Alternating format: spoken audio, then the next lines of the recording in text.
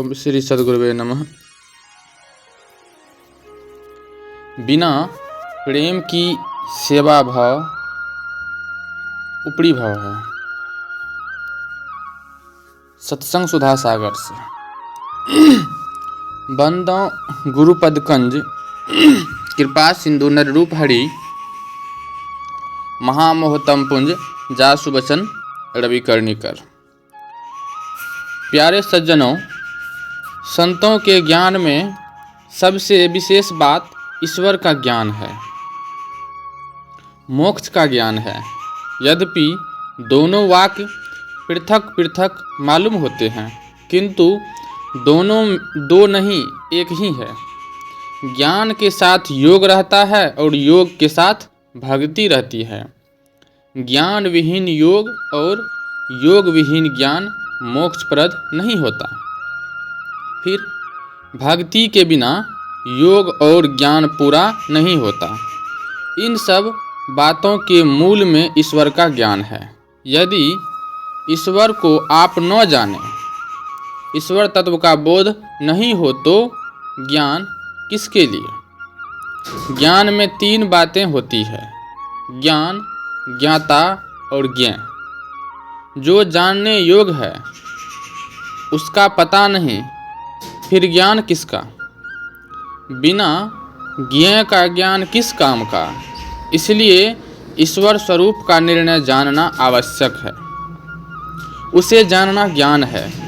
उसमें जो अत्यंत आसक्ति है उसको प्राप्त करने के लिए वह प्रेम है, वही भक्ति है।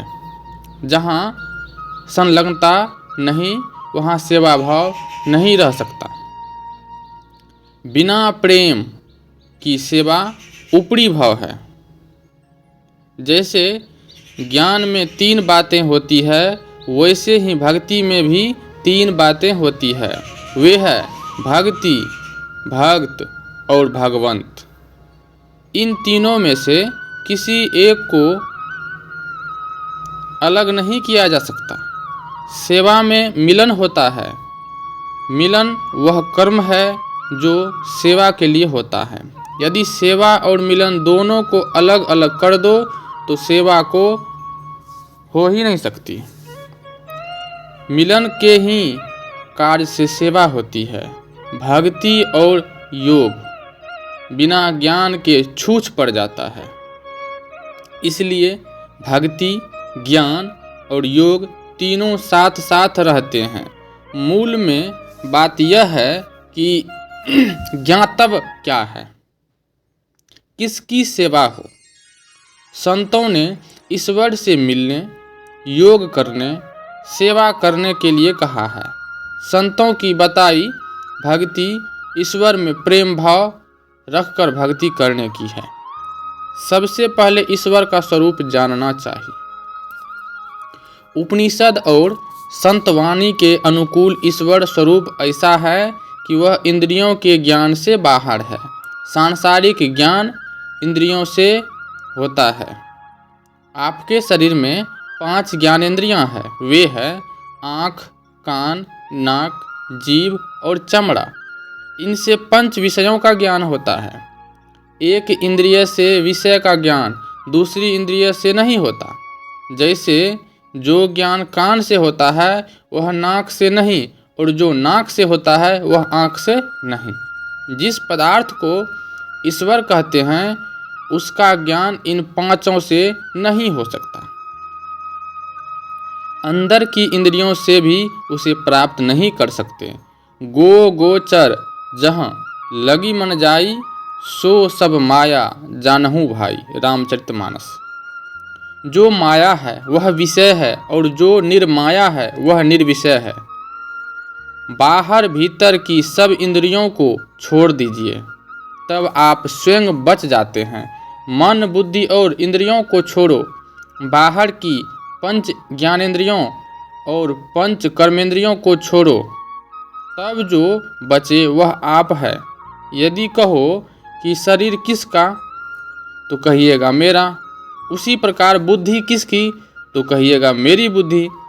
इस प्रकार आप शरीर और बुद्धि कुछ भी नहीं, आपके संग शरीर और बुद्धि है।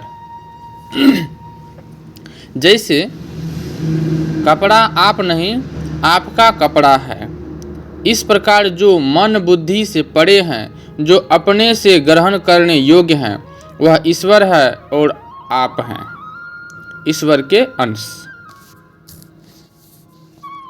गोस्वामी तुलसीदास जी महाराज ने रामचरितमानस में लिखा है, ईश्वर अंश जीव अविनाशी, चेतन अमल सहज सुख राशि। जैसे बाहर का आकाश और घर का आकाश दोनों एक ही है, लेकिन घर की लंबाई, चौड़ाई और ऊंचाई के कारण उसकी नाप जोख के अंदर ही शून्य हो जाना जाता है, और बाहर का आकाश उससे विशेष है। किंतु बाहर का आकाश और घर का आकाश तत्व रूप में एक ही है। जैसे एक लोटा पानी और दरिया का पानी या समुद्र का पानी तत्व रूप में एक ही है। परमात्मा का जातीय पदार्थ चेतन आत्मा है, इसलिए चेतन आत्मा ही उसे ग्रहण कर सकती है।